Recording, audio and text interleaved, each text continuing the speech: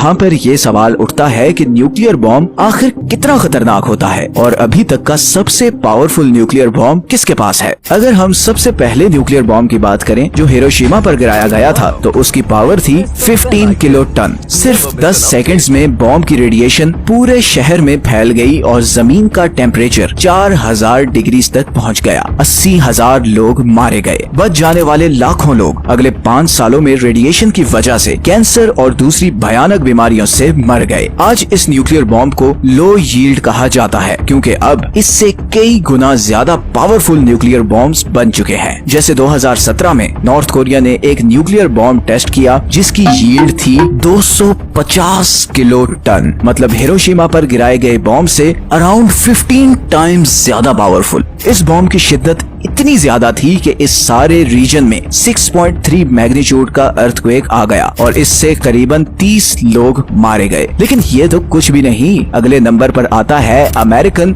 B-83 nuclear bomb. इस bomb की yield है 1.2 मेगा टन्स, मतलब इसकी पावर इतनी है कि इसके 8 किलोमीटर के रेडियस में हर चीज विद इन सेकेंड्स लिटरली पिघल जाएगी। नेक्स्ट आता है castle Bravo, the most powerful nuclear bomb ever tested by USA।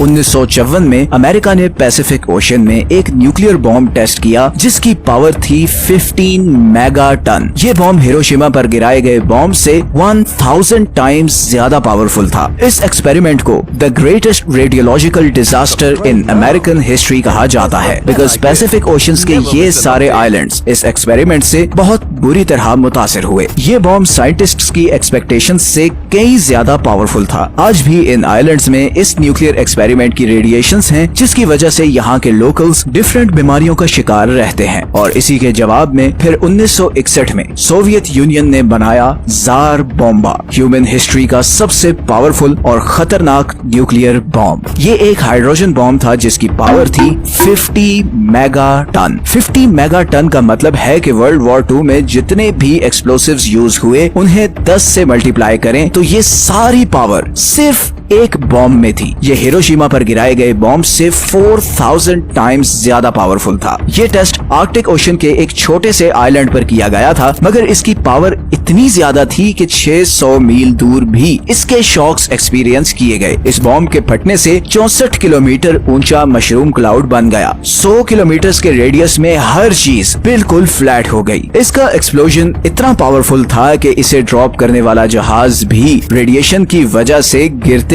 बचा। हालांकि बॉम्ब फटने के वक्त ये जहाज बॉम्ब वाली जगह से ऑलमोस्ट 30 मील दूर था। इसी एक्सपेरिमेंट के बाद अमेरिका और सोवियत यूनियन ने 1963 में limited test ban treaty sign की जिसमें ये एग्री किया गया कि अब किसी भी ओपन एटमॉस्फेयर जैसे कि आइलैंड, जंगल या समंदर में न्यूक्लियर टेस्टिंग नहीं की जाएगी। तो 1960s, 70s और 80s में ये हालात चल रहे थे कि दुनिया पर एक न्यूक्लियर वॉर का खतरा मंडरा रहा था क्योंकि ईस्ट और वेस्ट के बीच टेंशन बहुत हाई थी। ऐसे में सितंबर 1983 में सोवियत यूनियन ने कोरिया का एक पैसेंजर प्लेन गिरा दिया जिसमें करीबन 270 पैसेंजर्स मारे गए। इन मरने वालों में 40 अमेरिकन भी थे। सोवियत यूनियन ने इसे एक एक्सीडेंट डिक्लेयर किया बिकॉज ये जहाज सोवियत यूनियन के सबसे सेंसिटिव एरिया के ऊपर से गुजर रहा था जहां पर सोवियत की न्यूक्लियर सबमरीन बेस थी और इसीलिए उनके मिसाइल सिस्टम ने जहाज पर मिसाइल दाग दिया। अमेरिका इस इंसिडेंट पर शदीद गुस्से में था और इस वाक़े के करीबन एक हफ्ते बाद मॉस्को में कर्नल स्टैनिस्लैव अपने रेडार की स्क्रीन पर यह देख रहा था कि अमेरिका से 5 बैलिस्टिक मिसाइल्स सोवियत यूनियन की तरफ आ रहे हैं। पिछले चंद दिनों में जो कुछ हुआ था उसको देखते हुए तो ये अंदाजा लगाना कुछ मुश्किल नहीं था कि अमेरिका वाकई ऐसे मिसाइल्स लॉन्च कर सकता है। स्टैनिस्लैव के पास 2 ही चॉइसेस थी, या तो वो फोन करके सीनियर्स को इन्फॉर्म करे और वो अमेरिका पे न्यूक्लियर स्ट्राइक ऑर्डर कर दे, या फिर वो कुछ न करे और ये डिसीजन ले कि ये एक फॉल्स अलार्म है। लेकिन इसकी प्रोबेबिलिटी भी बहुत कम थी क्योंकि स्क्रीन पर एक नहीं बल्कि 5 डॉट्स आ रहे थे। ऐसी मुश्किल सिचुएशन शायद ही तारीख में किसी इंसान पर आई हो।